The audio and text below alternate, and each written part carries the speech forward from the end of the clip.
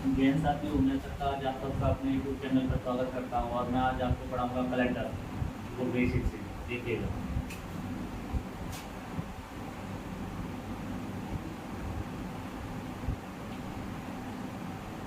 Calendar calendar दो तरीका का होता है, हिंदी कैलेंडर और इंग्लिश कैलेंडर। और जो हम रीजनिंग के अंतर्गत पढ़ते हैं वो हिंदी कैलेंडर ना पढ़कर इंग्लिश कैलेंडर पढ़ते हैं, जो बिल्कुल कैलेंडर कहलाता है। और देखो इसमें क्या होता है,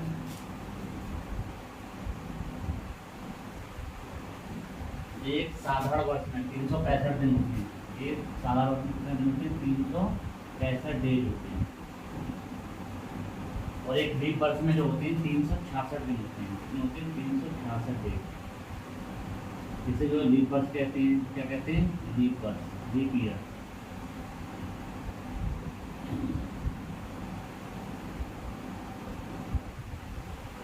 या अधिवर्ष भी कह सकते हैं, क्या कहते हैं? अधिवर्ष। इसे कहते हैं नॉर्मल ईयर,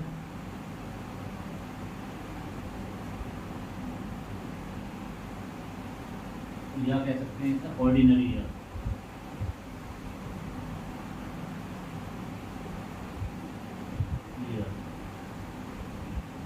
हिंदी में कह सकते हैं साधारण वर्ष।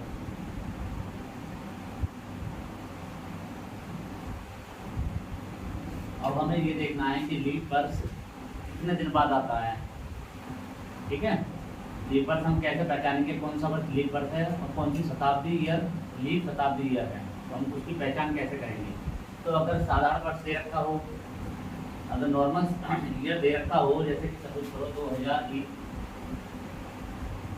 2002, 2003, 2004, इस तरीके का दे रखा हो, हमने देखना हो लीप वर्ष कौन सा है कौन सा नहीं है। तो इनमें 4 के भाग देंगे। अगर पहले में सपोज करो 4 के भाग देंगे तो रिमाइंडर 1 बचेगा। तो जहाँ रिमाइंडर 1 बच रहा है तो ये कैसा वर्ष है? साधारण वर्ष है। कैसा वर्ष है ये? साधारण वर्ष है। अगर यहाँ रिमाइंडर 2 बचेगा तो ये भी कैसा? साधारण वर्ष है, ये साधारण वर्ष है। यहाँ रिमाइंडर 3 बचेगा तो ये भी साधारण वर्ष है। कैसा वर्ष है ये? साधारण वर्ष है। और जहाँ कुछ नहीं बचेगा रिमाइंडर, तो ये जो लीप वर्ष है। तो हम देख सकते हैं कि 2004 कैसा वर्ष है? लीप वर्ष है। इसी हिसाब से 2005 लीप वर्ष नहीं होगा, साधारण वर्ष होगा। 2006, 2007 ये सब साधारण वर्ष में 2008 आ जाएगा तो लीप वर्ष है। यानी कहने का मतलब यह है कि अगर तो नॉर्मल ईयर दे रखा और 4 की भाग देंगे, अगर पूरी भाग चली जाती है तो वो लीप वर्ष होता है। इसमें पूरी भाग नहीं जाती वो साधारण वर्ष होता है। अगर शताब्दी की बात करें तो हम शताब्दी को देखेंगे। जैसे अगर शताब्दी ईयर दे रखा है 1800, अब ये देखना है कि शताब्दी ईयर लीप वर्ष है या साधारण वर्ष है। तो इसमें हम 400 की भाग देंगे। कितनी भाग देंगे? 400। तो इसमें भाग पूरी नहीं जाएगी, तो पूरी नहीं जाएगी तो ये साधारण है। कैसा है? साधारण शताब्दी है, साधारण शताब्दी शताब्दी। इसी हिसाब से हम जब शताब्दी हम चेक करेंगे तो उसमें 400 की भाग देंगे, और नॉर्मल ईयर चेक करेंगे तो उसमें 4 की भाग देंगे। अगर रिमाइंडर बचता है तो साधारण वर्ष है, और रिमाइंडर कुछ नहीं बचता, 0 बचता है, तो कैसा ईयर है? वो लीप वर्ष है। तो हम पहचान करेंगे। तो हम प्रथम जैसे कि इस तरीका से अभी देख रहे हैं,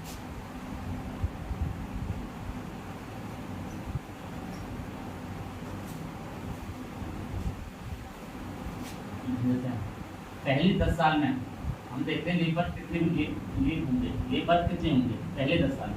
तो हम 4 के भाग देते हैं, 2 बार देते हैं, 2 लीप वर्ष होंगे। प्रथम 15 में तो कितने होंगे? 4 के भाग देंगे 3 बार जाएगी पूरी, तो शेष बचता उससे कोई मतलब नहीं, तो 3 होंगे। ऐसे 25 में, प्रथम 25 साल में कितने लीप वर्ष होंगे? तो देखा हमने 4 के भाग देंगे 6। 50 में कितने होंगे? जो 12 लीप वर्ष होंगे। इसमें लीप वर्ष है, ये कहते हैं लीप है, लीप ईयर, 12 लीप ईयर है, इसमें ये लीप ईयर है, इसमें ये लीप ईयर है। अगर हम देखें तो प्रथम 100 साल में कितने लीप ईयर होंगे? प्रथम 100 साल में 4 की भाग कितनी जा रही है? टोटल 25 बार जा रही है। तो 25 लीप ईयर नहीं होंगे। क्यों नहीं होंगे? क्योंकि जो 400 है वो शताब्दी है, वो 100 है तो ये शताब्दी ईयर है। तो इसमें हम 400 की भाग ना देते, हम 100 की भाग देंगे, 400 की भाग देंगे। 400 में तो 400 में 100 की भाग देंगे, पूरी नहीं जाएगी। तो ये शताब्दी ईयर है, तो इसलिए लीप वर्ष नहीं है, तो एक वर्ष कम हो जाएगा। तो ये कितने हो जाएंगे? प्रथम 100 में कितने हैं लीप वर्ष? 24 लीप वर्ष। प्रथम 100 में कितने? 100। इसी हिसाब से प्रथम 100 में जो है कितने हैं? 24 हैं। और प्रथम 200 में कितने हो जाएंगे? 48 हो जाएंगे। प्रथम 300 में कितने हो जाएंगे? 72 हो जाएंगे।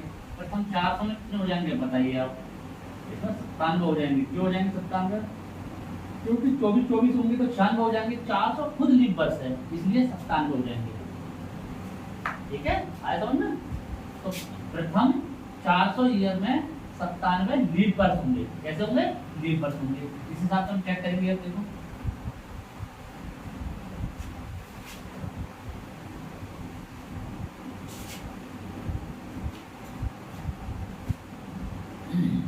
2022 में कितने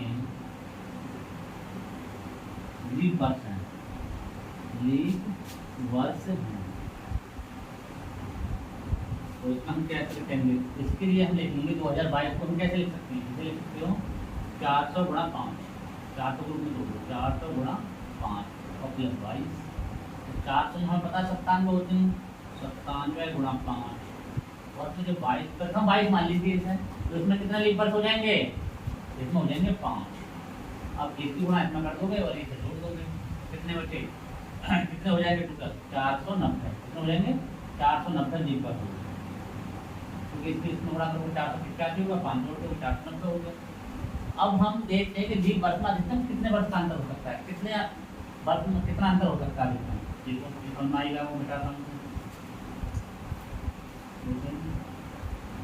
लीप वर्ष में, लीप वर्ष में अधिकतम कितने वर्ष का अंतर हो सकता है?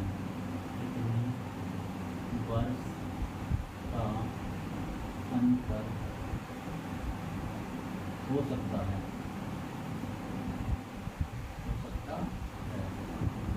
जैसे 2005 से 2010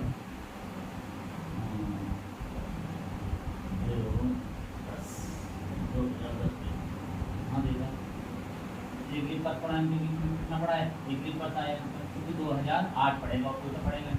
जैसे ले लिया 1897 और 1907। 1907 कैसा साल का अंतर आया? अंतर आया 10 साल। अंतर आया 10 साल। लीप वर्ष कितना पड़ेगा? यहाँ पर हम देखा 1900 आएगा, बीच में 1900 पड़ेगा नहीं, 1904 आएगा। तो लीप वर्ष कितना आएगा?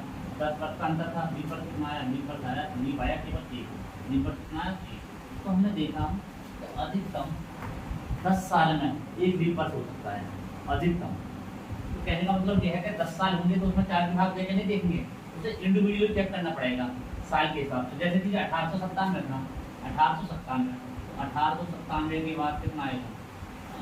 इसमें 98 आता, 98 98 99 आएगा, तो 1900 आ जाएगा पूरा।